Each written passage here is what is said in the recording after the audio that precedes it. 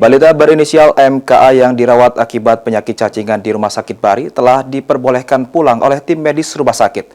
Kondisi MKA sendiri dilaporkan membaik setelah menjalani perawatan medis. Berikut laporan dari reporter Ariel Kamal bersama juru kamera Aidil dari Rumah Sakit Bari. Halo pemirsa Pol TV dimanapun Anda berada, saat ini saya Muhammad Ariel Kamal bersama dengan juru kameramen Muhammad Aidil sedang berada langsung di Rumah Sakit Palembang Bari. Jadi pada hari ini kami akan mengetahui dan menggali informasi lebih lanjut mengenai kondisi terkini dari pasien yang terkena cacingan yang tengah dirawat di Rumah Sakit Palembang Bari. Bagaimana liputannya? Ikuti saya. Baik pemirsa Pol TV, saat ini kami sudah berada di ruangan Geraha Hasanah RSUD Palembang Bari, di mana MKA di sini telah dirawat, dan menurut informasi yang kami terima juga pada hari ini MKA akan segera dipulangkan. Baik pemirsa Pol TV dimanapun Anda berada, saat ini saya sudah bersama dengan kakek pasien yaitu Bapak Nurul. Selamat siang, Pak Nurul. Selamat siang. Baik Pak, bisa diceritakan bagaimana kondisi cucunya sekarang dan apakah hari ini sudah diperbolehkan untuk pulang? Kalau nak menurut uji dokter tadi, ini hari ini nak dia pulang. Tinggal ngurus obat-obatnya. Nah, jadi atau jam berapa belum tahu. Bagaimana kondisi cucunya sekarang Pak? Apakah lebih baik atau gimana? Cukup lumayan. Ya.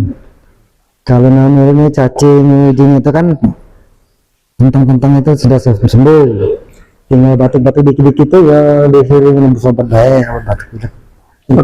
Oke, kalau untuk jenis cacingnya apakah disebutkan oleh dokternya Pak? Kalau benar-benar sama dengan keadaan kampung bahasanya cacing gelang. Ya, cacing gelang. Oke.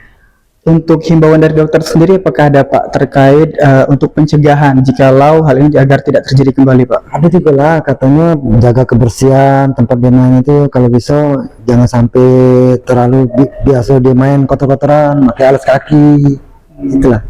Mungkin insya Allah aku jalani sebisanya aja.